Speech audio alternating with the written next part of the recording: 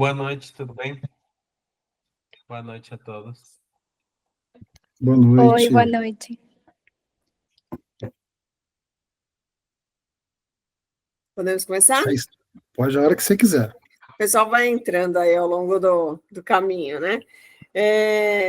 Cadê você? Peraí. Deixa eu só copiar aqui. Tem gente pedindo o link do Meet. Peraí. Eu peguei o seu link, Vitor. Ah, perfeito.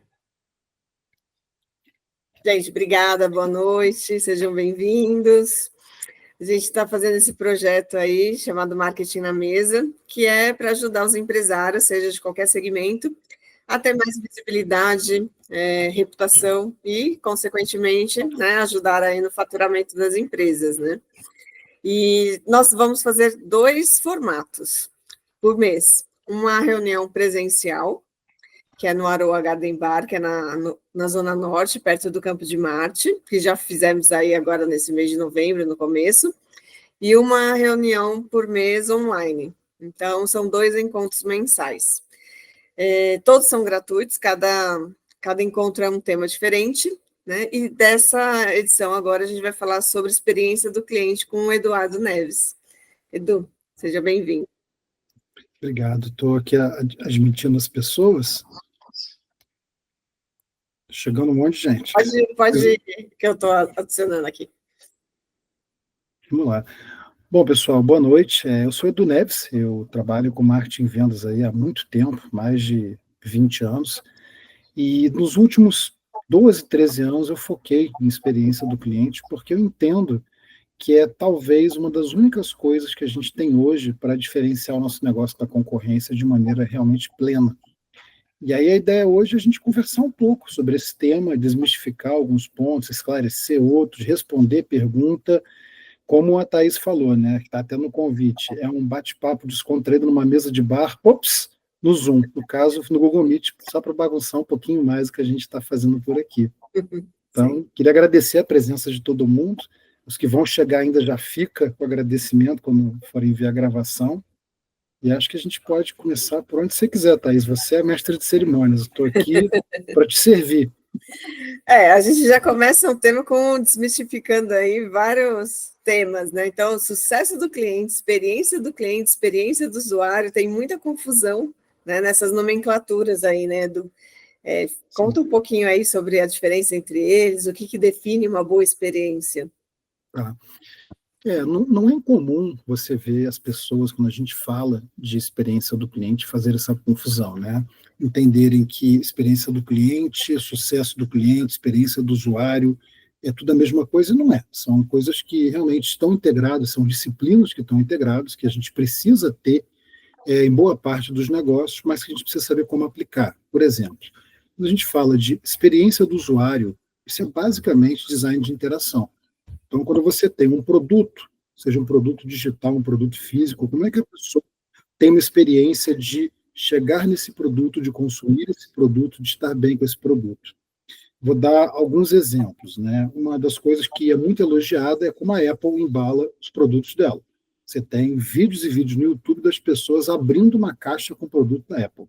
Um negócio assim, nunca vi alguém abrir uma caixa de pizza, só eu, que já vou falar sobre isso. Mas você vê que é uma experiência do usuário, como a pessoa interage com aquele produto.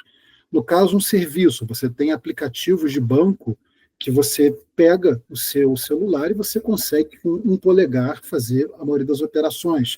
Isso facilita o seu uso, cria uma boa experiência, reduz ao máximo a fricção, né, que é o trabalho que você tem para poder chegar a um determinado objetivo no manuseio de um produto ou serviço, e cria uma boa experiência do usuário.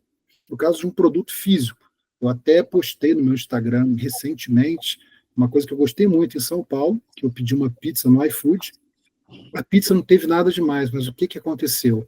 Ela chegou embalada naquela embalagem de papelão, com uma embalagem térmica, que a gente usa muito em Curitiba, quando você vai comprar carne em algum lugar, para a carne manter a temperatura, e na caixa estava escrito assim, já estava impresso isso, né? Essa pizza pertence a Edu Neves, embaixo. Não comer um pedaço antes dele.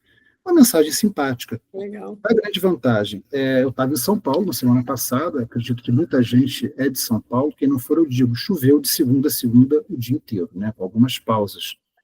A pizza chegou completamente encharcada, na hora que eu tirei aquela embalagem plástica, ela estava seca, estava quente e estava perfeita para consumo. Foi uma boa experiência do usuário, no caso eu, que fui ali como cliente. Se você tem uma loja, como é que a pessoa chega até a sua loja? Você tem gente que é especializada em experiência olfativa, né? Você bota cheiros que atraem a pessoa para a loja, ou ela se sente bem dentro da loja. Ela tem que ter uma maneira de circular na loja que facilite o consumo dela e também as suas vendas, obviamente, isso da experiência do usuário. Mas aí vem o ponto. A experiência do usuário não é a experiência do cliente. A experiência do cliente ela vai além disso e abrange isso. Assim como o sucesso do cliente não é a experiência do cliente. Eu até fiz uma brincadeira com a Thaís, uma coisa que eu falei numa palestra bastante informal um tempo atrás, falando assim, vou te explicar o que é sucesso do cliente, experiência do cliente. Imagina que você, de repente, você quer botar o shape. Então, você vai para a academia, você vai lá treinar todo dia. Você vai na academia, você se matricula, você faz todos os exercícios, você vai todos os dias, depois de 3 meses não aconteceu nada, você está só com dor no corpo. Do ponto de vista operacional, você teve sucesso. Você conseguiu usar a academia como ela foi entregue para você. Mas a experiência foi ruim. Por quê? Você precisava ter nutricionista, você precisava saber o que você estava fazendo dentro dos conceitos de educação física, e mais uma série de coisas. Da mesma maneira, se você consegue usar um produto ou um serviço, você entende como é que usa aquilo, mas a experiência de uso não foi boa, dificilmente você vai falar que você teve sucesso mesmo tendo. E a experiência do cliente é isso. É como que você embala suas entregas desde antes do cliente conhecer a tua marca até muito depois da venda. A gente pode aí abordar esses pontos ao longo desse bate-papo. Inclusive, você falou de marca e venda, seria a minha próxima pergunta, né? Como que a gente usa a experiência do cliente a favor, né, da marca e do faturamento, né? Tanto antes quanto depois da venda. Excelente. Olha, tem alguns pontos, né? Assim, uma coisa que eu sempre coloquei, desde que eu montei uma empresa chamada Mentor CX, eu trabalho com mentoria e experiência do cliente, além de estar aqui com a Thaís, do marketing na mesa, e eu vejo que existem, a experiência do cliente é uma disciplina que pode ser muito profunda, como qualquer outra do marketing e vendas. Então, você tem temas como voz do cliente, você tem dashboards que medem determinadas coisas como NPS, uma série de coisas. A grande pergunta é, você está preparado para isso? O seu negócio está preparado? Ou o seu negócio precisa disso tudo? E aí eu sempre trabalho com 5 pilares que eu acho que é o fundamento da experiência do cliente, na minha experiência, e esses anos todos aí tem dado certo para todo mundo que faz mentoria comigo. E a primeira coisa é como é que você comunica a sua proposta de valor, que é um ponto que a gente vê muito erro, né? Quando você fala de proposta de valor, basicamente o que você tem, o que o seu negócio tem, que é só seu, que é diferente da concorrência, que é diferente do mercado. Isso não é preço. Né? Eu já ouvi como falar assim, o que você tem de diferente? Eu tenho preço. Você brigar por preço é uma briga muito perigosa. Você em algum momento vai sangrar e talvez você sangre até morrer para o negócio pare. Se você fala, eu entrego com qualidade, isso é obrigação, isso não é diferencial. Então, o que você tem que é diferente dos outros? Por exemplo, eu vi ontem que a Starbucks vai voltar para o Brasil, ela está com uma nova operação, né, uma nova empresa por trás, e vai voltar a investir na abertura de lojas e tudo mais. E o que a Starbucks tem como proposta de valor? Basicamente o ambiente, onde você está.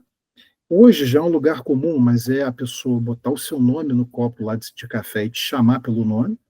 Ter cafés com nomes diferentes, ter tamanhos que nada mais são do que pequeno, médio, grande, mas com nomes diferentes, ter toda uma terminologia própria e lojas onde a pessoa se sente bem ali dentro e fica e consome. A proposta de valor deles é você tomar café num lugar que é diferente da média.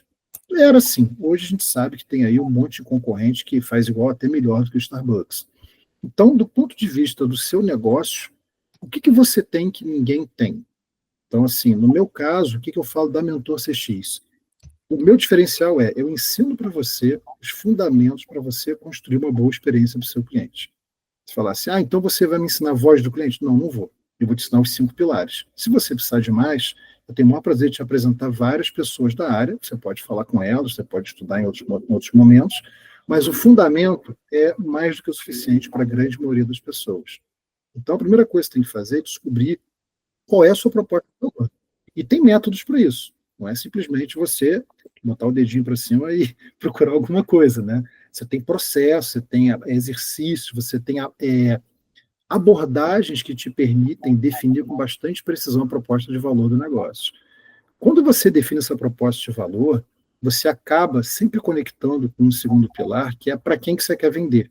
Qual é a sua buyer persona? Ou seja, quais são as pessoas que têm, primeiro, maior probabilidade de se tornarem seu cliente. Segundo, tem uma dor que o seu negócio resolve, que tem que estar colocado na sua proposta de valor, ou estão dispostas a entender essa dor, precisam ser educadas para isso, né, que é o famoso nurturing de marketing, você tem que ir explicando para a pessoa essa dor que ela tem, como é que você resolve.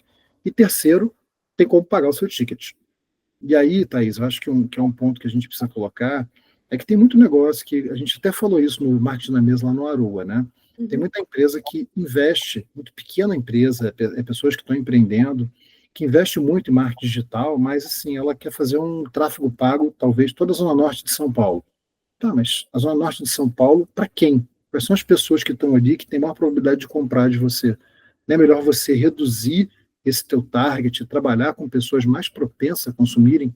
Isso é sua buyer persona, que é bem diferente de mercado-alvo, bem diferente de público. Nada mais é do que pessoas com características similares àquelas que consomem o que você vende ou que vão consumir o que você vende. Aí vem a terceira parte, que é você construir uma jornada de experiência do cliente, que é como é que você precisa vender. E a definição da buyer persona é fundamental para quê? Para você entender, primeiro, o que é importante para essa buyer persona. Como é que ela vai entender essa proposta de valor?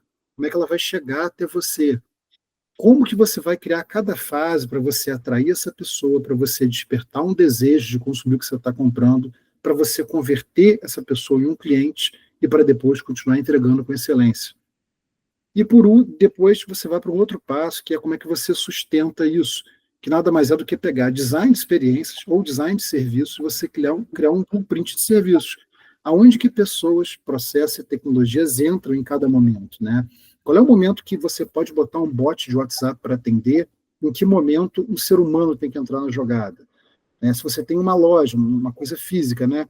O seu vendedor, sua vendedora, pode ir até a pessoa, ela espera a pessoa vir até ela, depende do teu mercado, depende da sua buyer persona, depende de como você se posiciona. Então, você tem que desenhar essa estrutura e, embaixo dela, colocar esse blueprint de serviços, que é o papel de cada pessoa em cada momento da interação com o cliente.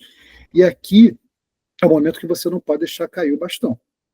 Porque o que a gente vê, e assim, eu vim do mercado de tecnologia, eu tenho uma outra cadeira, eu trabalho numa startup também, desenvolvendo a parte de marketing e vendas, e eu vejo no mercado de tecnologia, em outros também, um erro incrível na hora que existe o onboarding do cliente. Então, assim, a pessoa ela deixou de ser um lead, já se tornou seu cliente, a parte mais difícil está feita, virou seu cliente, já está pagando, e aí essa pessoa ela é largada. Então, assim, você tem uma área de sucesso do cliente, que garante que ela consegue usar o produto ou serviço. Legal, mas ela está feliz? A pessoa entende que... Perdão. A pessoa entende que aquela proposta de valor que você prometeu lá no começo está sendo entregue. No mínimo, você está entregando, alcançando a expectativa que o cliente criou. E aí vem uma daquelas frases clássicas, né? O que a gente acha é irrelevante. A única coisa que importa é o que o cliente acha. A gente tem que entender isso. E quem falou isso não fui eu. Isso daí vem lá de muito tempo do marketing e funciona até hoje. E na hora que você estrutura isso, o último passo é quais são os indicadores de desempenho que você tem que ter? E assim, quais que fazem sentido para o seu negócio? E aí, Thaís, entra um outro ponto que é tem um monte de indicador de desempenho. Você tem custo de aquisição de cliente, o lifetime value, que é quanto esse cliente te gera de receita no determinado período de tempo, taxa de churn, quantos clientes você pode perder. Mas é que está, o que é importante para o seu negócio? Às vezes, nada disso é importante. Imagina você está lançando um negócio, está começando algo, você tem, inclusive, capital para poder queimar, fazer o burnout, o burn de dinheiro, para esse negócio escalar rapidamente. O que é importante para você, o indicador de desempenho? aquisição de cliente, não o custo, só botar para dentro. Depois você para pensar nisso. Por que eu digo isso? Claro que tudo é importante, mas tem que priorizar. E a gente precisa, quando a gente fala para o meu público, pessoas que estão empreendendo, pequenas e médias empresas, a pessoa não tem tempo, a pessoa não tem dinheiro, e muitas vezes, se ela trabalhar em todas essas áreas, ela não vai ter tempo para mais nada. Então, assim, ela vai passar um grande tempo gerenciando, pouco tempo vendendo, ela vai ter que equilibrar isso. Então, nada melhor do que começar com o básico, depois você cresce, depois você vai segmentando como for necessário. Aproveitando isso, né, principalmente para os autônomos, os pequenos empreendedores, é possível, né, encantar o cliente, principalmente com um baixo custo, basta criatividade, né? Eu fiz consultoria de marketing uma vez para uma clínica de estética, que uma das reclamações era que ela não aumentava o número de clientes, de pacientes, né, na clínica. E eu questionei, você conhece as pessoas que estão ao seu entorno, no seu quarteirão mesmo? Você conhece as pessoas onde você almoça todo dia, que é só atravessar a rua? As suas clientes deixam o carro onde? Nesse estacionamento? Você sabe quem é o proprietário desse estacionamento? Ele tem, né, filhas, esposa, você tem tratamento para homens. Então, às vezes, o empreendedor acha que tudo é dinheiro, né? Então, tipo, preciso ter custo, eu preciso investir no tráfego, que agora todo mundo quer, né, as redes sociais, mas também tem que se preocupar com o offline, né? Então, isso também é muito importante, né? A gente até abordou isso, né, no outro encontro, o Marketing na Mesa, falando sobre a importância do offline e a importância de coisas básicas que se perdem, né? Então, assim, a gente falou de canal de comunicação. A pessoa, ela investe pra caramba em tráfego pago, aí tem um monte de cliente chegando. Tá, o cliente chegou, o que você faz? O atendimento, né? Então, aí você já começa a experiência do cliente. Sim. Então, assim, eu vejo muito isso. Você tem hoje quase que um fenômeno, né, de muita gente que às vezes tem, assim, ela tem uma empresa que ela produz conteúdo para o Instagram, o que é ótimo, é uma demanda reprimida gigante. Mas ela fala que tem uma agência de marketing digital. Não tem. Marketing é muito mais do que isso. E se ela não entende isso, tá, sem diminuir em nada o trabalho dela, mas se ela não entende isso, ela não vai parar para pensar que ela tem que ter atendimento, que ela tem que ter alguém responsável por receber esse cliente, entender se é um cliente mesmo, se você precisa investir tempo nessa pessoa ou passa para um outro segmento do seu funil, e a partir daí você fazer o que tem que fazer. Aqui já é a experiência do cliente. A partir do momento que a pessoa chegou em você, seja você uma pessoa que empreende, uma pequena, uma média, até uma grande empresa, se essa pessoa chegou até você, você vai ter que, a partir dali, já criar uma experiência que, infelizmente, ela sempre vai comparar com a última experiência muito boa que ela teve.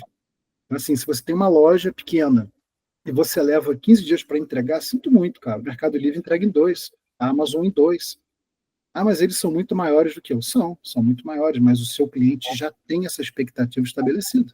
Sim. Então, como é que você compensa isso? Uma experiência fora do comum. Você tenta, obviamente, chegar ao máximo possível dessa expectativa, mas você tem que criar mecanismos que você compense isso. Que a pessoa fale, não, tudo bem, eu vou aguardar. Ela não sinta nisso uma fricção, uma dificuldade de consumo, uma experiência ruim. E a gente também está muito preocupado, né, na obtenção desses clientes, né, fazer esses clientes chegarem até nós, serem efetivos, mas ninguém está preocupado também com a retenção, né? Então, como que reduzir, né, tipo, a perda de clientes? Olha, aí é um dos pontos da experiência do cliente realmente se destaca, porque acho que assim, tem 3 pontos legais para a gente falar aqui. Primeiro, por que isso acontece? Né, a gente estava até conversando, né, tem uma pesquisa de 2005 da Bain Company que se chama The Delivery Gap. Eles perguntaram para 300 empresas, 300 executivos de empresas, se eles entregavam excelência para o cliente. E mais de 80% disseram que sim. Quando perguntaram para os clientes, só 8% concordaram. Então, você vê a diferença entre a perspectiva de quem está entregando alguma coisa e a percepção do cliente. Aí você pode falar, pô, mas eu estou de 2005. Tá, tem um monte de estudo da Gemini, de outros lugares, que mostram cenários semelhantes pra caramba hoje, em 2024. Quando você consegue entender o que o cliente tem, e eu sempre falo que a base de experiência do cliente é empatia, Se você não tem a capacidade de se colocar no lugar do seu cliente, entender as dores pela perspectiva de quem está consumindo o que você está entregando, você já começou errado, você tem que voltar, você tem que desenvolver, e isso é uma disciplina, é um superpoder que você desenvolve, você não precisa nascer com isso. Tem gente que nasce, maravilha, tem gente que não nasce, aprende e usa isso como técnica. Quando você consegue ter esse entendimento, você começa a perceber aonde você precisa trabalhar a retenção do cliente. Eu diria para você, tem alguns estudos de onboarding, né, que é esse processo da pessoa se tornar seu cliente, começar a usar o que você está vendendo, que mostram vários pontos que a gente pode aprofundar num outro momento, mas um deles é o viés de confirmação. A pessoa chega até você, ela já tem uma expectativa estabelecida. Certo ou errado, ela já tem. Qual é o seu papel como negócio? Alinhar essa expectativa. E não tem nenhum problema de falar, cliente, do meu lado eu faço isso, do seu lado você tem que fazer isso. Caso contrário, não vai dar certo. Só que se você quer ter um negócio saudável, esse você não vai dar certo do cliente, você tem que controlar. Você tem que educar o cliente, você tem que ajudar o cliente a fazer o que ele precisa para que tenha sucesso com o que você está vendendo, o que você está colocando, né? Lá no Aru, a gente teve, por exemplo, uma pessoa, acho que é um cliente seu, né, Thaís, que ele trabalha com adestramento de cachorro. Um excelente exemplo. Se eu pegar o meu cachorro, que é bravo, entregar na mão dele e eu não fizer nada, vai continuar bravo. Você precisa ter o papel do cliente. Eu não posso ficar bravo com isso. Mas ele tem que falar isso para o cliente. Eu sei que ele fala que a gente conversou sobre esse tema. Por isso que eu puxei aqui. E quando você consegue fazer isso, maravilha, você já fez um primeiro passo. Falei de 3.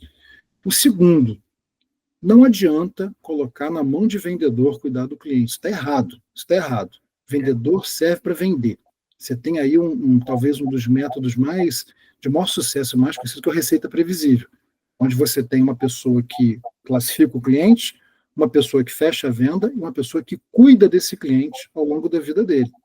Então você tem que ter o cara de customer care, cuidado com o cliente. Tem que ter uma área, pode ser, se você é uma pessoa sozinha, reserva um tempo da sua agenda para conversar com o cliente e entender se esse cliente está feliz. Relacionar com ele, né? E muitas vezes, né, o cliente que reclama vale ouro, porque mesmo que ele fale um caminhão de besteira para você, você vai pegar coisa no meio e falar, caramba, cara, ele não está percebendo o que eu estou entregando. Você não precisa pagar para isso, ele vai falar para você. Você pega isso, você melhora a sua entrega e você aumenta a sua retenção. E aí vem o terceiro ponto, que é muito fácil também a gente falar que vendedor não tem que cuidar do cliente, mas as empresas têm que fazer o papel delas quando são maiores, que é o seguinte, qual empresa que você conhece onde o vendedor ele é comissionado não só pela venda, mas também pela retenção do cliente? É difícil. Então, ou você só tem um vendedor, cara, cria 2 comissionamentos. Se você puder ter mais uma pessoa, melhor. Essa pessoa tem que ser comissionada, você tem que botar uma cenoura para essa pessoa alcançar, e ela vai ter que trabalhar para que esse cliente fique feliz e fique com você. Então, eu diria que, assim, organizações que têm uma estratégia comercial mais moderna já estão nessa pegada. A gente precisa implementar isso. E se você tem uma empresa pequena, divida seu tempo e dedique tempo a falar com o cliente, que custa muito mais você vender para uma pessoa que você está trazendo como cliente do que vender para a sua base. Sua base, assim, quando você aplica uma boa experiência do cliente, essa pessoa vai se tornar seu melhor time de marketing e vendas, mas ela tem que realmente comprar a sua proposta de valor. Isso depende muito mais de você do que dela. Sim, com certeza. E você acha que a experiência desse cliente é a última fronteira da venda? Olha, eu acho que, não se diria que é a última fronteira, tá? Mas eu diria que é o diferencial, porque aí você para pensar, né, em economia digital. Né? Você tem tecnologias cada vez mais poderosas, de menor custo, que estão à disposição de qualquer um. Então, qualquer pessoa com uma boa ideia e um pouco de sorte, ela pode ser o próximo negócio disruptivo da hora. A gente até conversou um pouco, né? Pensa em Uber, que é uma das coisas que vieram lá de trás. Tem um monte de concorrente, você tem 99, tem InDrive, você tem vários modelos de negócio que estão batendo de frente com ele. E assim vai com Netflix, e assim pode ir com absolutamente qualquer tipo de negócio. Tem um livro bem legal, que ele foi publicado pela Cisco, que fala do Vortex Digital, que assim, que todos os negócios em algum momento vão passar por uma digitalização, uma disrupção. E, obviamente, isso começou com aqueles que estavam mais próximos dessa capacidade, a parte de mídia, a parte de entretenimento, mas hoje você tem casa sendo construída com impressora 3D. Hoje não, já tem um tempo. Hoje o Elon Musk mostrou os robôs dele que são bem parecidos com o da Atlas, então você já tem aí mudanças cada vez mais rápidas. E traz isso para a nossa realidade, né? Como é que você consegue diferenciar o seu negócio de alguém que pode te copiar, pode superar com tecnologias incríveis, cada vez mais poderosas? A experiência que você entrega para o seu cliente. Então, acho que assim, a gente vê muito, especialmente na área de hospitalidade, hotéis, restaurantes, que investem pra caramba nisso há anos, e eles estão aí há muito tempo, estão aí talvez há mais de um século, em determinados lugares. E você tem uma experiência ali que você entra, você sai, você fala, meu Deus, eu nunca vi um negócio assim. E muitas vezes eles não fazem nada demais, eles fazem o básico muito bem feito. E aí você consegue se destacar da multidão. Sim. Inclusive, disrupção, economia digital e inteligência artificial são as três, né? As três palavras aí do momento, né? O que você acha que resta aí como diferencial para os empreendedores? Eu diria isso, você trabalhar essa experiência do cliente e saber usar essa tecnologia a seu favor, né? Eu tenho uma figurinha que eu vi uma vez que eu achei muito legal, que é tipo uma história em quadrinho, né? Falando assim, a tecnologia acabou com os negócios. Aí depois mostra a pessoa indo numa locadora e a pessoa pegando no Netflix, a pessoa comprando um disco de uma música boa e vendo no Spotify.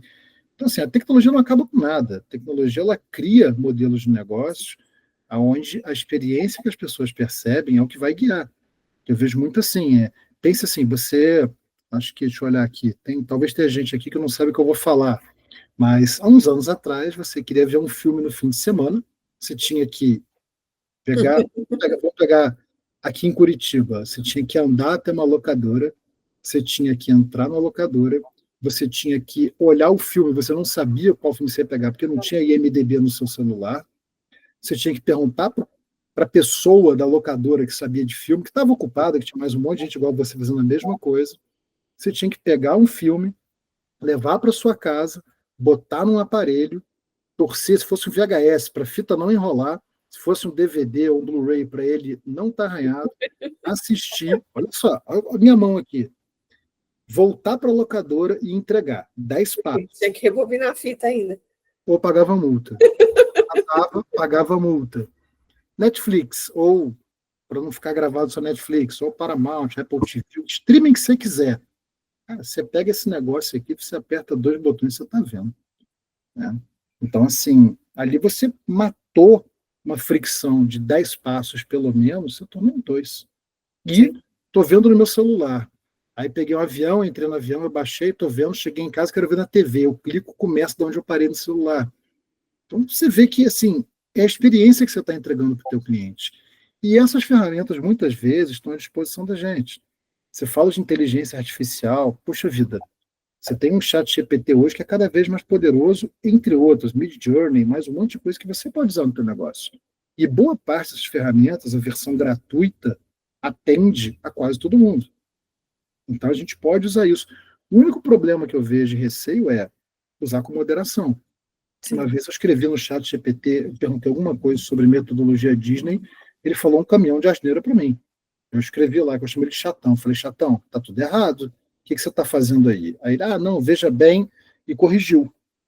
Obviamente, depois que eu fiz isso, ele nunca mais errou, que ele aprende. Mas, assim, a gente tem que cuidar para não escrever muita besteira. Você vê, às vezes, muito post, principalmente, que a legenda você vê que, obviamente, foi criada por uma inteligência artificial e podia ser melhor. Podia ter uma pessoa de copy fazendo um trabalho mais bem feito. Então, é você equilibrar isso, né? É o que eu sempre falo, todo mundo fala, né? Agora texto não vai precisar da jornalista, né? Tipo, só pôr no chat. Não é bem assim, né? Mesmo porque você que atende o cliente, você sabe as particularidades desse cliente, o tom de voz que você tem que ter naquela conversa, naquele discurso, você sabe aquilo que precisa priorizar e você também precisa dar seu toque, né? Então, não é só inteligência artificial, não. Ela ajuda. O Ricardo, aí, que é meu marido, que é advogado, ele tem usado bastante no trabalho dele. Mas é aquilo, tem a sua expertise também pessoal, né, profissional. Não dá para ser sozinho. Eu ouvi uma frase uma vez que eu gostei muito, que a inteligência artificial tem que funcionar como seu copiloto. Exato. É aquela de que vai te passar vai te adiantar algumas coisas, obviamente, mas não é tudo. Então, é você tomar um pouquinho de cuidado com isso. Não ficou fácil, não. Você tem uma ferramenta, né? Sim, Aí, de novo, né, os mais antigos talvez lembrem, mas assim, eu, há muitos anos atrás, na outra vida, eu trabalhei com design. Eu usei Adobe Photoshop 1.0. Então, assim, num computador que tinha tela preto e branco, no que caso legal. Mac. Então, assim, hoje você tem esse negócio com uma facilidade de tudo, mas você tem que ter ainda uma pessoa para operar para o negócio sair bem feito. Então, desde lá, eu usei isso como um instrumento para me ajudar em várias coisas. Mas isso quer dizer que eu preciso dispensar toda uma parte de ilustração, uma parte de fotografia? Claro que não. Claro que não. Mas você usa para ajudar o seu dia a dia, facilitar, dizer assim, aquelas tarefas que podem ser automatizadas. Ponto. E você focar no que realmente gera valor para o teu negócio. Sim. Tem uma pessoa que está aqui nos assistindo, participando, que eu acho que o segmento dela é muito legal, é muito bacana, de amamentação, né, Silvana? Então, a Silvana é enfermeira, né? Ela ajuda as mamães aí no processo de amamentação. Conta um pouquinho do seu trabalho, Silvana. Boa noite, pessoal. Boa Muito noite. obrigada pelo convite, por fazer essa chamada para falar do meu trabalho. Estou aqui aproveitando tudo que o Eduardo está contando e muito obrigada por compartilhar tanto conhecimento, viu, Eduardo? Isso.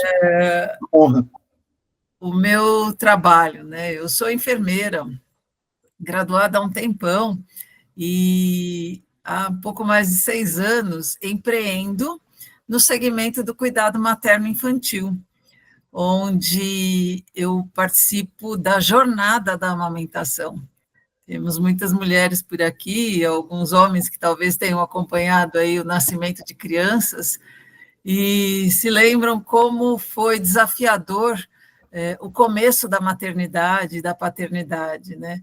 É hoje um trabalho que vem crescendo bastante, onde eu estou junto das mulheres desde a gestação, preparando para o nascimento do bebê, com enfoque na amamentação e no cuidado do bebê e da mamãe, mas especialmente para trazer o conhecimento de que amamentar é possível, pode ser que doa, mas eu vou te ajudar a atravessar essa loucura, esse turbilhão que são os primeiros dias da maternidade.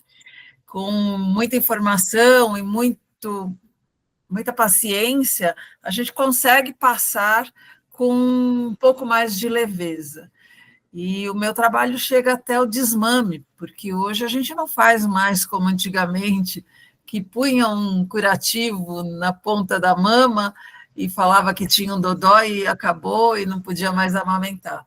Hoje a gente faz isso com tranquilidade, com um caminhar, um passo a passo, de forma respeitosa e gradual, tanto para a mãe quanto para o bebê. Eu acho muito legal porque é um período, né, muito especial e a jornada do cliente nesse processo aí é essencial, né, Edu? Então, acho que você consegue contribuir aí também com o segmento que a Silvana atua. Olha, pô, parabéns pelo trabalho, Silvana, é um trabalho parece ser muito nobre, mas assim, você corta um dobrado, né? Porque você tem expectativas, acredito eu, muitas vezes absurdas, que não vão ser alcançadas, sinto muito, fisiologicamente impossível, e vai ter que lidar com isso e lidar com talvez uma das coisas mais importantes da vida de uma mulher, que é o filho, né, ou a filha. E um tema que eu já abordei algumas vezes, inclusive numa palestra que eu fiz aqui em Curitiba para médicos, é a experiência do paciente, né? E ela é muito ruim, normalmente, né? A gente tem, isso não é só no Brasil, isso é no mundo inteiro. Você tem profissionais de saúde que trabalham sob uma pressão danada, você tem profissionais de saúde que não têm um mínimo de capacitação e empatia na faculdade, também não tem nenhuma orientação de se procurarem isso depois, e você acaba trabalhando muito com número, né? Quando você está trabalhando com saúde, você está trabalhando com anseios, você está trabalhando com talvez o cerne do sentimento das pessoas, que é uma pessoa que está com alguma coisa, né? Assim, eu duvido que uma mãe procure você porque ela sabe amamentar. Ela tem uma dor latente que é o que eu faço? né? É uma dúvida. Se for mãe de primeira viagem, então, aquela que ainda limpa a chupeta na água quente, né, quando cai. Meu primeiro filho, eu fazia isso. O segundo, eu fazia na camiseta. E o terceiro, brincando, são os gêmeos, foram juntos, mas não dava nem tempo de limpar. Mas, assim, você precisa criar. E eu acho que, se você está nessa área e você trabalha em empatia, de maneira que você consegue se aproximar dessas pessoas e estabelecer, alinhar a expectativa muito cedo, você vai ter sucesso sempre. E eu sei que deve ser difícil pra caramba, né? É muito mais fácil se lidar com um cliente que não gostou de uma camiseta do que com uma mãe que não consegue amamentar, óbvio, né? Então, eu acho que aí talvez você possa até compartilhar esse teu aprendizado com outros profissionais da saúde que precisam desse aprendizado. Isso é uma coisa que no Brasil a gente precisa, no mundo inteiro, mas assim, as experiências que eu já vi, que eu já escutei, que eu já vivenciei aqui em clínica, hospital com profissional de saúde são horríveis, são péssimas. Tirando, obviamente, algumas que você realmente fica impressionado. E aí eu queria só puxar uma coisa, né? Eu cuidei muito dos meus filhos durante muito tempo com homeopatia. E o médico homeopata, para mim, ele é um exemplo do médico da empatia, que ele tem que ser, ou não funciona, né? Então, assim, ele precisa entender você, ele precisa entender todo o mundo que está em volta daquele paciente para então falar alguma coisa e propor algo, e não tem o menor problema de propor algo que vai dar certo por um tempo, depois você tem que mudar. Então, eu tenho visto isso. Eu acho que esse tipo de abordagem do médico homeopata, de uma doula, talvez o seu, é o tipo de abordagem que os profissionais de saúde tinham que ter. Mas de novo, né, é muito fácil falar de fora, né, não quero brincar de engenheiro de obra pronta, mas a gente tem também aí o sistema de saúde, como que funciona, o plano de saúde pagando uma miséria para o médico, aí você vai sair dessa seara da experiência do cliente. Mas eu diria isso, você tem aí a faca e o queijo na mão, talvez até para criar um novo nicho de negócio, por que não ensinar essas pessoas a tratarem o seu paciente, que é o seu cliente, né, da melhor maneira possível. É isso. Realmente, eu trabalhei muitos anos em serviço público de saúde e sofria com tudo isso que você está descrevendo, que é um desrespeito, né? Então, esse desrespeito é para com o paciente, era também para comigo, que era a gestora de uma equipe. Então, esse sofrimento eu larguei da minha vida e passei para o empreendedorismo, onde eu sou muito feliz a cada casa que eu posso entrar, a cada família que me convida para entrar na sua casa e na sua intimidade, porque meu trabalho é de intimidade, né? Eu chego numa casa onde a mulher está recém-parida, com dor, a dor física da amamentação quando eu chego, porque está doendo, a dor física do parto, que pariu, seja lá por qual via, mas sempre existe a dor da mulher que não existe mais a partir do nascimento de uma criança. Hoje a gente fala do luto materno. O luto materno não é só quando morre uma criança. O luto materno é esse mudar de fase do game, né? A mulher deixou de ser só a filha de alguém, a esposa de alguém, ela passa a ser mãe, responsável por uma vida. Existe uma virada de chave muito grande e muito importante. E eu entro na casa daquela mulher, eu ponho a mão no peito dela, eu entro na intimidade da pessoa, é muita invasão, mas ela abre a porta para mim e ela confia no meu trabalho. Então, o prazer que isso me dá como profissional não tem tamanho, não tem cartão de crédito que paga esse prazer. Lógico que a gente precisa pagar os boletos, precisa vender o serviço, mas eu faço isso com muito amor, é muito legal, é muito maravilhoso. Eu acho que a melhor experiência aí do cliente, né, da Silvana, é justamente resolver essa dor, né, esse momento crítico. Então, acho que nem precisa criar tanta coisa em cima, né, desse atendimento. para gerar essa experiência do cliente, porque só do fato dela estar ali como uma mão amiga já é um grande diferencial, né? Sem dúvida alguma. A Leila deixou uma pergunta aqui no chat, falando, né, perguntando qual que é a relação das agências de comunicação com o departamento de vendas e atendimento das empresas. Olha, eu diria que deveria ser uma coisa completamente integrada, né? A gente sabe que na realidade acaba não sendo, mas se você tem uma agência de comunicação que ela tem diria assim, um círculo virtuoso com a área de vendas e atendimento, você vai ter a comunicação cada vez melhor. Mas, infelizmente, a gente vê uma coisa diferente, né? É uma área de vendas fazendo, não área de vendas, é área de marketing, fazendo um briefing da cabeça de alguém, passando para a área de comunicação, aí parece telefone sem fio, né? Cada um vai passando o negócio, a mensagem chega completamente truncada. Então, acho que assim, se uma agência de comunicação ela consegue trabalhar dentro do cliente, não precisa fisicamente, ela consegue desenvolver isso junto com o cliente, ela vai entender a dor dessa pessoa que está comprando, né, desse cliente, ela vai entender como que a proposta de valor precisa ser comunicada e vai ter uma comunicação, obviamente, muito mais assertiva do que a gente vê muitas vezes hoje, né? Porque eu acho que, assim, pior do que você entregar uma experiência ruim para o cliente é você criar uma promessa que você não consegue cumprir, né? Quando você tem uma comunicação e você já aqui, você faz uma ancoragem de expectativa, ou você alcança e passa, ou você vai se dar mal. A gente vê muitas vezes uma ancoragem de expectativa aqui, uma entrega aqui embaixo, né? Aí você cria uma decepção da pessoa, uma insatisfação, uma repulsa, e esse cliente vai embora. Não volta e fala mal de você para todo mundo. Lembrando que o Brasil, de acordo com uma pesquisa da Pricewaterhouse, é o país com a maior rejeição a mau atendimento na América Latina. Aqui, 48% das pessoas não voltam quando tem um mau atendimento. Então, assim, a chance é meio a meio. Ou você atende bem, ou esse cliente vai voltar nunca mais. Tem uma pergunta aqui do Vitor também. As pessoas estão dispostas a pagar mais se tiverem uma boa experiência? No Brasil isso acontece? Vitor, sem dúvida. Acho que assim, o próprio exemplo que eu usei mais cedo do Starbucks é um bom exemplo, né? A pessoa paga R$ 20 para tomar café com leite. Então, assim, ela não está tomando café com leite, ela não está tomando café, ela está indo no Starbucks. Essa que é a grande diferença. E você vê isso não só em marca de luxo, e ultra luxo, né? Aí não, assim, é uma comparação até desleal, a pessoa pagar numa bolsa da Prada o preço de um carro popular, se bem que carro popular também está fazendo fortuna, então não sei se faz muito sentido.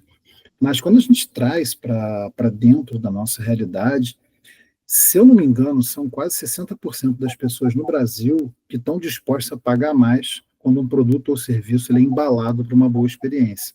Claro, não dá para pirar. Não dá para, você cobra 10, vai cobrar 50, ninguém vai pagar. Mas se você cobra 10, seu concorrente também é mais ou menos isso, você cobra 12, 15, e você entrega uma boa experiência, as pessoas vão. Todas vão? Não. Mas talvez ali você comece a redefinir a sua buyer persona, né? Essas pessoas que eu falei que estão mais propensas a se tornarem seu cliente, tem uma dor que você resolve e tem um ticket para te pagar. E aí você vai ter um marketing, mais uma vez, muito mais assertivo em falar com essas pessoas. Boa pergunta da Patrícia aqui. Pergunta? Pode perguntar também, Patrícia, não precisa só escrever não, mas eu respondo. É que aqui estava um pouco confuso, eu deixei câmera, áudio, tudo fechado, porque estava complicado. Aqui é um bate-papo, eu estou tomando café, mas o pessoal pode tomar cerveja, não tem problema não.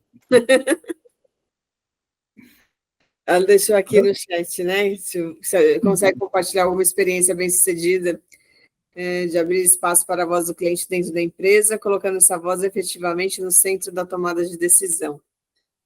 Eu tenho. Deixa eu dar um exemplo bem antigo para você e depois eu vou dar um outro mais novo. Na década de 90, a Xerox do Brasil ela tinha um programa chamado Clientar. E esse programa, estou falando da década de 90, gente, não se falava de experiência do cliente, eles estavam muito à frente do tempo, nesse ponto. E eles tinham, literalmente, um processo dentro da área de vendas, onde o vendedor e as pessoas que faziam a venda de suprimento para as impressoras, para as máquinas de fotocópia, conversavam com o cliente para entender como é que funcionava tudo, o cliente, se tinha algumas coisas que precisavam melhorar, se não tinha, levava isso para dentro de casa, e isso levou a muita mudança na área operacional, especialmente na parte de logística, na parte de entrega de produto, na parte de tempo de atendimento, porque a empresa não tinha essa visão. Ela tinha a visão lá da Bem Compra de 2005, achava que estava entregando tudo bem, e não era bem assim. Então, esse é um exemplo que eu acho que dá para se trazer do cliente realmente estar falando. Hoje, eu já vi muita empresa que tem a voz do cliente, né, o VOC, né, Voice of Customer, dentro da empresa, mas acaba sendo muito mais uma coisa para governança do que realmente para resultado, infelizmente. E eu vejo que as pequenas e médias empresas, elas têm a oportunidade de fazer isso acontecer. Eu fiz um trabalho para um cliente há um tempo atrás, que ele tinha um produto que ele vendia, era um produto fosse um cartão de alimentação, mas não era de alimentação. Ele vendia isso e ele não conseguia sair, né, passar um determinado teto. Até um momento que a gente fez um trabalho, um workshop, que eu pedi para os executivos irem para a rua para conversar com o cliente. Eles ficaram bem bravos comigo, porque era janeiro, estava bem calor, todo mundo de terno e tal. Mas eles voltaram suados e impressionados com o que eles viram. Por quê? Ao conversar com o cliente sem filtro de analista, supervisor, superintendente, gerente, eles tiveram uma visão muito diferente, muito mais realista, entenderam o que estava bloqueando o crescimento do produto deles. No caso, não era preço, era maneira de pagar. Você tinha que pagar aquele negócio integral, e se você dividisse em 12 vezes, todo mundo comprava. Mudaram a prática comercial e conseguiram aumentar muito o volume de vendas. Então, acho que sim, a voz do cliente ela é fundamental e ela está ao alcance de qualquer um.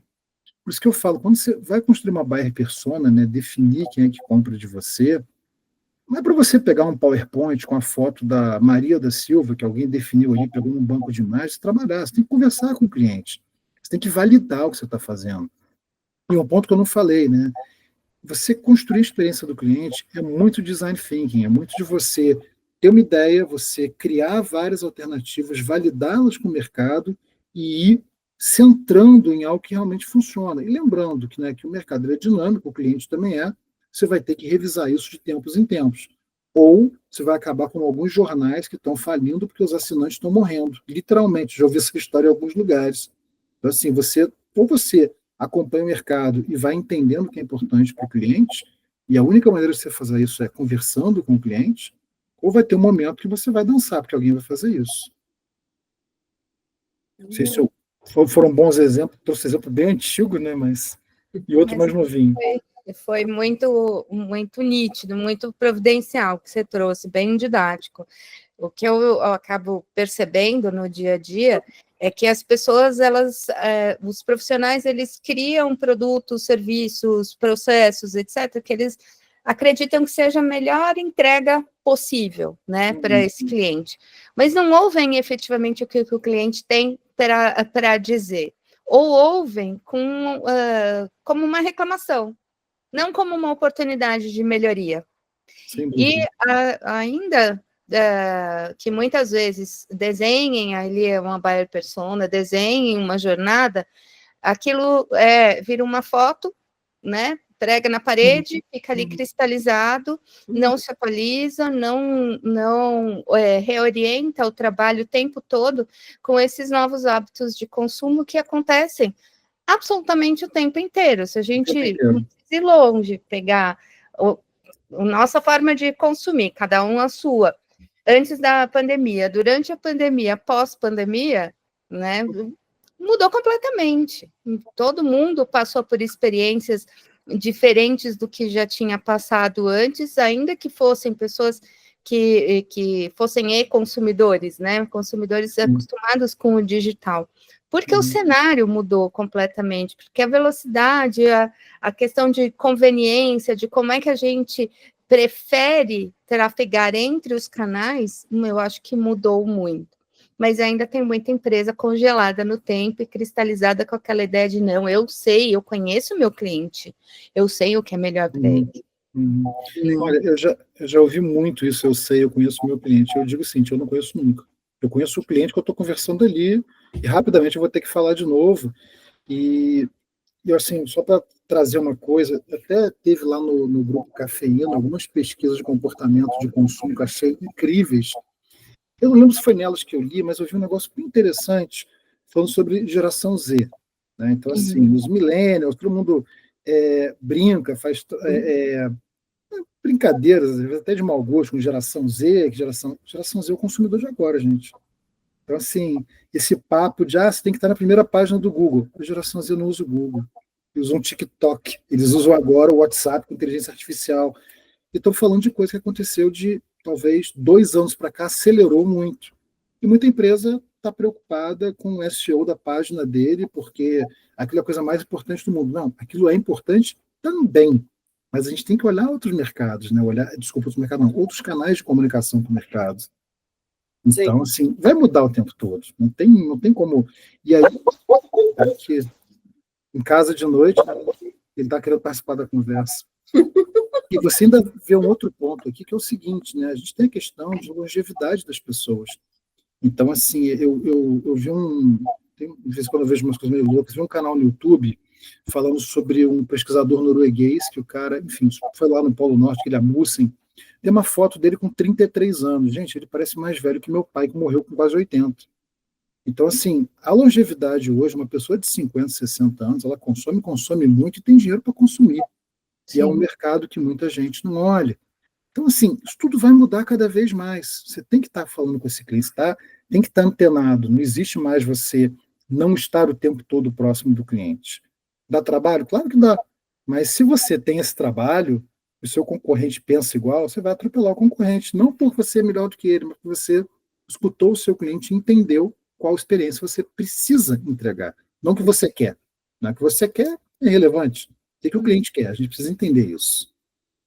E um pouco do contexto dele também, né? Não é só o que ele quer, quando ele quer, como que ele quer, como é que contextualiza tudo isso, como é que usa esse volume de canais que tem à disposição sem ser esquizofrênico também, né? Exato. Tem que integrar tudo isso. Exato. A Leila botou aqui o exemplo da Kodak. É muito isso, é a Kodak, é a Netflix, Cara, tem um monte de exemplo. Agora, até a Volkswagen está entrando nesse exemplo. Tem algumas discussões aí sobre como é que eles estão lidando, né, com o fato de o carro hoje ser um computador em cima de roda, que eles estão atrás agora de muitos concorrentes. É isso, se você deixa... E aí, sabe, se falar uma coisa, Patrícia, pessoal, e aí você volta para um ponto que a gente falou, que é a questão de empatia. Se você é arrogante e você acha que você sabe tudo, e você não tem a humildade de se colocar no lugar do cliente com constância, de escutar, né, que vai além de ouvir o cliente todo mundo, você tem que escutar, você tem que entender aqueles meandros do cliente, tá de coração aberto, de, poxa, esse cliente está me dando feedback, como eu falei mais cedo, né? Pode falar um caminhão de bobagem, alguma coisa ali você vai aprender, você vai poder usar. Você tem que escutar o cliente. Sim. A Irene participa do Cafeína com a gente, né? Verdade, Irene. Então, ela tem, mais pesquisas do que nós vimos ali dentro já. E ela trabalha ali com um monte de clientes que devem ter cases, né, numéricos aí sobre a experiência do cliente. Quer falar alguma coisa, Irene, sobre os seus clientes, sobre o que você vê no mercado? Eu estava ouvindo e, assim, concordo absolutamente com tudo que o Eduardo está falando. E é incrível, porque nos últimos anos, no começo da consultoria, eu trabalhei muito com multinacional, né? E nos últimos anos, que aí tem, assim, aquela coisa Unilever, Ambev, Kimberly-Clark e tal, você pergunta sobre pesquisa, eles te jogam quilos, né, de dados e tal na tua cabeça, que você fica até, ok, vou precisar uma semana para digerir tudo. E é aquela coisa, né? O grande lance não é a quantidade, mas assim é você peneirar o que realmente aponta como uma coisa interessante e que usa, né? Usa o que realmente te prende e fala, putz, isso daqui é um insight poderoso. Já nos últimos anos eu tenho trabalhado muito mais com empresas familiares que estão fazendo migração para... Então, digamos, embora sejam empresas que algumas faturam um absurdo, né, elas ainda estão estruturando equipes de marketing e tudo, e aí você fala, qual a informação que você tem do seu consumidor. Gente, é impressionante, não são empresas novas, faturam a rodo, totalmente baseadas em cima de equipe de vendas e em estímulo de equipe de vendas, zero em conhecimento de consumidor, do target, né? Eu não gosto muito de usar a palavra consumidor e sim pessoas, né? Porque você fala com pessoas, você não fala com consumidores. Quando você usa a palavra consumidor, você está sendo míope, né? Você olha só uma partezinha da vida dessa pessoa e perde a riqueza de tantas experiências que ela pode ter com a sua marca, independente de consumir ou não, né? E então você estava falando muito de startup e tal, e pequenos e micros empresários. Gente, grandes empresas faturando horrores, fazem erros até maiores que pequenos empresários que estão começando e focam, sabe, fazem o que o Eduardo está falando. É muito mais importante, porque você começa a base, você não tem que consertar lá, depois você tem uma tremenda, assim, uma puta estrutura, todo mundo já tem uma cultura totalmente sedimentada, mudar isso tudo para pensar numa coisa muito mais focada no human-centric, que hoje o Kotler está falando bastante, e que eu acredito há muito tempo atrás, assim, é fundamental, né? A Leila também trabalha bastante no digital, né, Leila? Então, o que você vê aí das empresas? Tem de tudo, mas o que ela falou assim, tipo, sobre ter empresas grandes cometendo erros crassos, assim, tem muito mesmo. E o digital é muito dinâmico, muito rápido. Então, as pessoas, às vezes, estão com uma estratégia antiga, né? O que o Eduardo citou, por exemplo, de estar preocupado com SEO ainda. Em alguns casos, não justifica tanto investimento. De não conseguir acompanhar o digital, é difícil mesmo. E tentar usar a estratégia de outras mídias no digital, também é um erro que acontece bastante. Isso que a Irene falou, assim, eu já vi muito isso também, sabe, Irene? E a grande verdade é o seguinte, né? Essas grandes empresas, elas passam a se preocupar com a experiência do cliente, entender o seu cliente, quando começa a perder dinheiro. Basicamente é isso, né? Sim. Então, eu falo muito assim, quando que a sua operadora de celular vai te entregar um bom atendimento, uma boa experiência do cliente? Nunca. Só na hora que tiver 30 competindo, aí sim, aí vai começar. Mas quando a gente tem isso daí, companhia aérea, por que a companhia aérea vai te entregar um bom serviço? Nunca. Nunca. Então, assim, eu vou em todas elas e lá no passado trabalhei na Varig, vinha assim da excelência em atendimento ao cliente para ver o que está acontecendo hoje. Mas porque outro mundo, outro tempo e é pouca concorrência. Então, você pega aí o mercado, principalmente de voos assim, mais disputados, que tem um ticket altíssimo, você pega o Oriente Médio, cara, você tem 4, 5, 6 empresas com um serviço incrível, incrível. Por quê? Porque eu estou falando de cliente que paga e que tem opção. Então, ou você se destaca pelas suas mágicas lá do atendimento ao cliente, do serviço ao cliente, ou você vai perder clientes. Então, aqui vai ser a mesma coisa. Mas é quando você leva para uma empresa familiar, uma pequena, uma média, especialmente pequena e média empresa, né? Cada cliente que você perde, você sente no bolso. Então, assim, eu acho que é muito mais importante para quem tem um negócio menor do que para o grandão que tem um buffer ali de dinheiro que se perder cliente está tudo bem, ele consegue recuperar depois.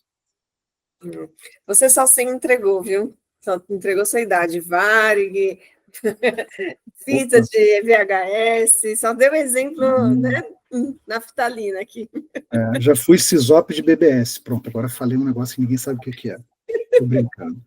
Isso é pré-internet. Tempo, né? Gente, legal. Alguém mais tem alguma colocação, tem alguma pergunta, alguma dúvida?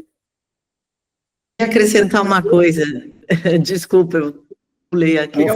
Ótimo. Não, pegando o gancho, Eduardo, no que você estava falando, assim, também há muitos anos, eu cheguei uma época a fazer o posicionamento de uma marca de telecom, né, pequena. E o incrível, né, na análise que eu fiz, eu já tinha essa percepção antes, né, só como observadora. Quando você estuda a fundo e tal, a grana que eles usam para captar novos clientes, ficar oferecendo plano e tal, e aí eles perdem tudo na retenção, né? Ou seja, cativar esse cliente já que ele está dentro. Eu fiz um esforço, eu fiz um tremendo de investimento e depois eu jogo tudo isso fora, porque eu só me preocupo em conquistar novos clientes. E que tal você talvez não seja mais barato você conservar? Dá uma olhada para o Reclame Aqui, dá uma olhada para o teu saque. Sim. Porque uma das coisas que eu mais falo no caso de construção de marca e branding gente, todos os pontos de contato da marca, não esqueçam o saque. Né? É um importantíssimo ponto de contato. Valiosíssimo. E qual está sendo a experiência da marca ali? Né? E aí, todo mundo falou, olha, meio de cara feia, é pior, né? Vocês estão terceirizando isso, né? Lindo, bacana. É só esse comentário, pegando o gancho das telefônicas. Não, é esse mesmo. Vem aquilo, está terceirizando, legal. E alguém já foi lá escutar o que está acontecendo? Ou você recebe o dashboard, está tudo bem. Chefe, está aqui, né? E até ambientes internos, né, com os colaboradores, fornecedores, prestadores de serviço, também não tem essa preocupação. Eu atendi uma loja de imóveis que é bem conhecida no mercado, né, eu fazia o marketing e o RP deles, e eu falava, gente, mas os funcionários não estão satisfeitos, existem muita crítica aqui dentro, muita reclamação, muita rotatividade de profissionais, e eles estão indo para a concorrência, levar tudo que acontece de ruim aqui dentro para lá. Então, a informação circula muito, vocês estão muito preocupados com o nome da empresa no mercado, só que vocês não estão preocupados com o funcionário que trabalha aqui dentro e que está levando essas informações que são valiosas, né? Que está revelando tudo que está de errado aqui dentro, todas as falhas, para o seu concorrente. Então, não é só olhar realmente um único caminho, né? Como a gente fala na comunicação, né, Leila, que é tudo integrado, né? A comunicação é integrada em todos os sentidos. Tem uma amiga minha que ela tem uma frase que eu adoro: você é do tamanho da sua comunicação. Então, se você se comunica direito, você consegue alcançar um volume enorme de pessoas com um esforço muito menor do que talvez esteja fazendo hoje, né? Exatamente. Gente, alguém mais? A gente já estourou o tempo. Alguém mais quer falar alguma coisa? Tem alguma dúvida? Maria chegou agora no BNI também, está se ambientando, já está participando das reuniões. Fico muito feliz com isso, viu? Seja bem-vinda. Quer falar alguma coisa da sua área? Não? Certinho. Gente, obrigada aí pela participação de vocês. No mês que vem, por causa das festas de fim de ano, a gente só vai fazer a reunião online, né? Mas em janeiro a gente volta para o formato tradicional que a gente está querendo implementar aí, que é uma reunião presencial, e depois de 15 dias uma reunião online. Então, atende todo mundo, né? Quem pode ir para o presencial, quem pode ir para o online, e quem não pode nenhum dos dois formatos, as reuniões são gravadas. Então, a gente vai colocar no YouTube e fica esse conhecimento aí para todo mundo, porque a gente tem profissionais aqui muito bons, né, como parceiros. A Leila é uma parceira aí do projeto também, ela trabalha no digital, o Edu com experiência cliente, eu com comunicação empresarial, e uma série de outros profissionais, que cada um vai trazer, né, um insight aí da profissão a favor dos empreendedores, né? Então, todo mundo que quer ter visibilidade, reputação e faturamento, eu acho que é todo mundo, né? A gente vai conseguir ajudar de alguma forma. Bom, é importante colocar, obrigado, que é isso que eu agradeço, e é importante colocar que esse projeto, ele tem como objetivo realmente compartilhar conhecimento, né? Assim, ninguém aqui vai tentar te vender nada, não é o objetivo, é trazer boas ideias, né? Quando não tem boas ideias, me chamam para poder preencher buraco, né, Thaís? para a gente compartilhar coisas interessantes sobre vendas e marketing que as pessoas possam usar no dia a dia no mundo real. A gente já fez a grade, né, Leila, do ano que vem, dos temas que a gente vai oferecer para vocês. Está faltando dia. Então, assim, tem muita coisa para fazer, para falar. Todos os dias aí, todos os encontros, os 2, né, encontros mensais já estão ocupados até dezembro do ano que vem.